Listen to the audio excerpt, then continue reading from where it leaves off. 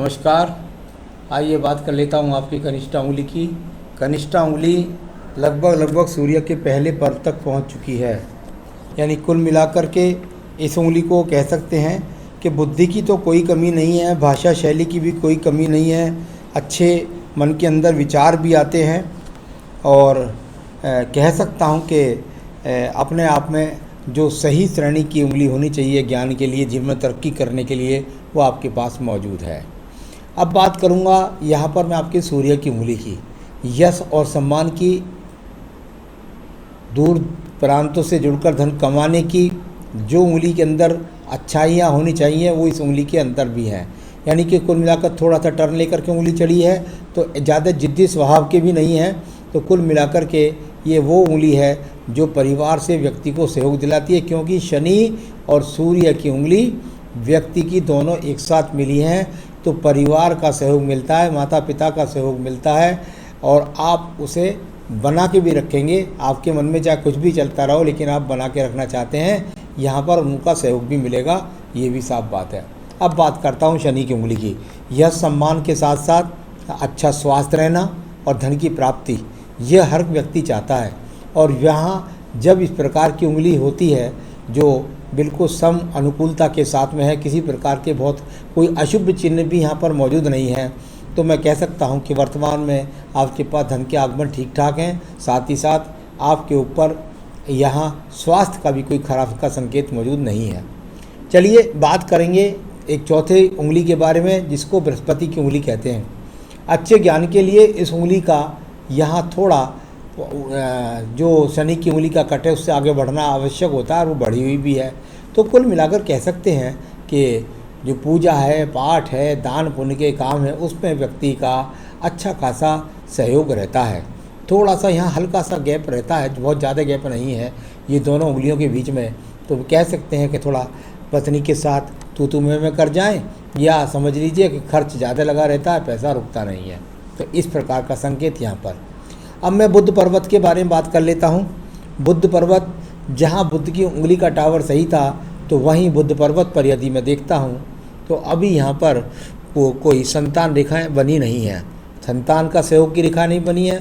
साथ ही साथ अच्छा धन उपार्जन करने की स्थिति भी यहाँ पर मौजूद नहीं है। छोटी छोटी रेखाएं हैं तो बढ़ जाएंगी आगे को जीवन में। तो अभी ये थोड़ा कह सकते हैं कि बस साधारण रूप से आप अपनी स्थिति के अनुसार कमा रहे हैं, पर ऐसा ही बात कह सकते हैं, कोई ज़्यादा अच्छी स्थिति नहीं है। यश और सम्मान के लिए सूर्य के पर्वत को देख लेते हैं।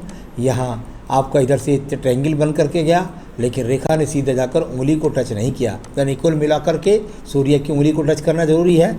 यहाँ यश सम्मान की बात करें तो किसी प्रकार का बदनामी का काम कोई नहीं, और जहाँ तक सम्मान की बात है तो अपने कार्य क्षेत्र में जिसमें भी आप रहेंगे वहाँ आपका सम्मान भी बना रहेगा। तो ये इस प्रकार की रेखाएँ भी आपके हाथ के अंदर मौजूद रूप से हैं। अब बात करेंगे शनि पर्व की। अभी शनि पर्व के बीच में तो कोई खड़ी रेखा बनी नहीं है। ये साइड वाइज जो रेखा बन रही है इसे कहते हैं कि अभी तो आपको जो ज़्यादा सहयोग है वो पारिवारिक पृष्ठभूमि के द्वारा ही है। ये बीच में एक अच्छी खासी रेखा बनी है जो थोड़ा और अनुकूलता से लंबी खड़ी हो जाएगी। तो जितना सेंटर में को जाएगी रेखा उतनी आपके जीवन के अंदर धन के अच्छे आगमन बनाएगी। बृहस्पति के पर्व के बारे में बात कर लेते हैं। ये बृहस्पति का पर्व है और नीचे ट्रायंगल्स बनकर के रेखाएं ऊपर की तरफ जब खड़ी हो जाएं तो व्यक्ति के जीवन के अंदर उसको पैतृक संपत्ति का मकान मिलता है। तो यहाँ इस प्रकार की स्थिति भी मौजूद रूप से है। साथ ही साथ दान पुण्य का स्तर सामान्य किस्म का अभी आपके पास में मौजूद है। तो ये दो रेखाएं हैं जो पैतृक संपत्ति के लिए। और बात करेंगे इसके बाद हृदय रेखा की।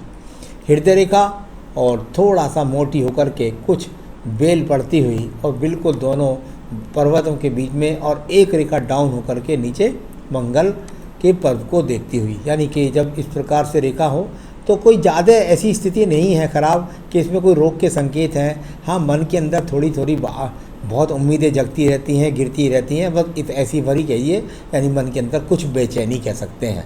तो ये इस प्रकार की बेचैनी की रेखा यहाँ छोटी सी है। किसी प्रकार की कोई बहुत बड़े रोग की संकेत की रेखाएं यहाँ पर नहीं है। थोड़ा पत्नी से तू में के रिश्ते। अब बात करूँगा इसके बाद में सीधा आपके मंगल के पर्व की।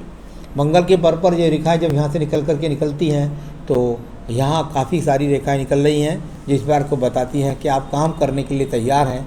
यदि आपको कोई काम मिलेगा तो आप उसको मन लगा कर के मेहनत से करने वाले व्यक्ति हैं। यानी ये कर्म रेखाएं हैं। कर्म रेखाएं नहीं होती तो व्यक्ति घर पे हाल सपने देखता है बैठा हुआ, खुद कर्म नहीं करता। तो कर्म रेखाएं आपके हाथ के अंदर मौजूद हैं। अब बात कर लेते हैं आपके पास सीधा आपकी बुद्धि रेखा की। बुद्धि रेखा और निकल करके पूरे हाथ को पार करती हुई और मंगल के पर्व तक द्वितीय तक पहुंच गई।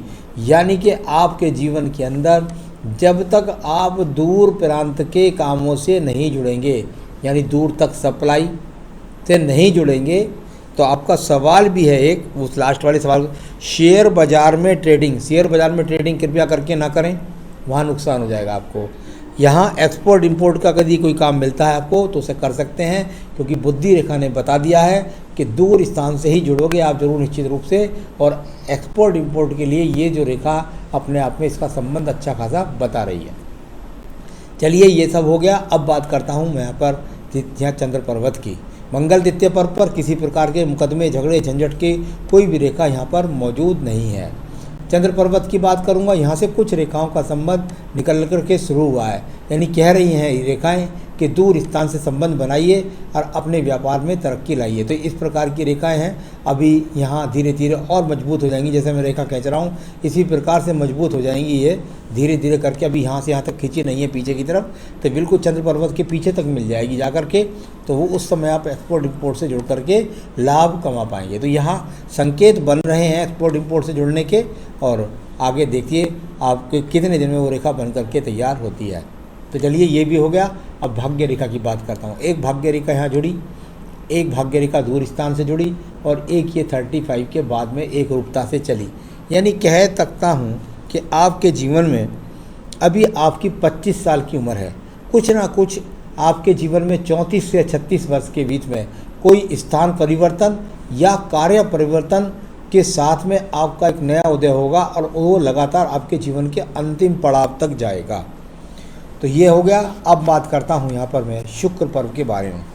शुक्र पर्व जो अच्छे संसाधन के लिए जाना जाता है, वो अच्छा खासा संसाधन का शुक्र पर्व आपके पास, यानी कुल मिलाकर अभी आपके पास संसाधन की पैतृक रूप से या स्वयं की सूझबूझ से अभी आपके पास सामान्य संसाधन सारे के सारे मौजूद रूप से विराजमान हैं। तो यहाँ सारे संसाधन यहाँ भी दिखलाई देते हैं। आयु रेखा की बात करूँगा। ये आयु रेखा यहाँ से चली और लगभग अभी ये यहाँ पर 65 वर्ष तक बनी हुई है। तो डरने की कोई बात नहीं, ये रेखाएं आगे भी बढ़ती रहती हैं। अभी 65 की एज है, आगे भी ये रेखा बढ़ जाएगी। आयु अभी है। अगर नहीं मिली तो ये रेखा जो मिल करके इसमें भाग्य रेखा में जुड़ जाएगी, तब इसका रोल आपको पढ़ना होगा। तो ये अपने आप में जब जा कर के आपकी जितनी मजबूत रहेगी तो सहयोगी रेखा का काम करेगी, और 75 वर्ष तक आपकी आयु पहुंचा रही है। तो कुल मिलाकर ये आपकी आयु रेखा हो गई। आइए बात करूंगा अब आपके सवालों की। मेरे जीवन में पारिवारिक सुख कैसा रहेगा और परिवार के साथ संबंध अच्छे रहें उसके उपाय। बिल्कुल, परिवार तो आपका पूरा आपको सहयोग कर रहा है, साथ ही साथ आप भी मन से सहयोग करते हैं।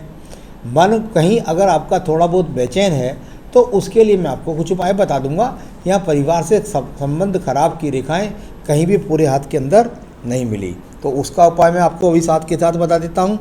आपको अपनी पूजा में प्रतिदिन विष्णु सहस्त्र नाम को पढ़ना होगा। परिवार का संग मिलेगा, आपको मानसिक शांति मिलेगी। तो यहाँ क्योंकि अभी जहाँ 25 है आपका, वहाँ तक लगभग 35 तक आपकी मस्तिष्क रेखा कुछ टेंशन भरी है, कुछ टेंशन है, कुछ दीप बना हुआ है। तो उसकी वजह से अभी मुझे लगता है कि 8-10 साल आप और अपने आप में भ्रमित रहेंगे कुछ। मेरे भक्ति मार्ग कैसा रहेगा, इसे और अच्छा करने के उपाय। देखिए, अभी आप जहाँ सोच रहे हैं भक्ति मार्ग के बारे में, बिल्कुल अच्छी बात है, कोई बुरी बात नहीं है। ये कोई ऐसा हाथ नहीं है कि किसी वैरागी का हाथ हो, तो वो यहाँ ऐसा कोई सिंबल नहीं है। भक्ति मार्ग के साथ साथ सतगृहस्थ आश्रम अजमाना चलाना, ये ज़्यादा कड़ा काम होता है। भक्ति मार्ग और भगवान सतगृहस्थ आश्रम, यानी कि गृहस्थ के साथ भगवान की पूजा को सही व्यक्ति का जीवन मनुष्य का इसलिए मिला है कि वो गृहस्थ के साथ इसको भोग काल करके और भगवान की भक्ति करे। तो अभी कोई भक्ति की बहुत बड़ी रेखा यहाँ पर कहीं भी मौजूद नहीं है, तो करते रहिए पूजा, उसमें कोई बुरी बात नहीं है।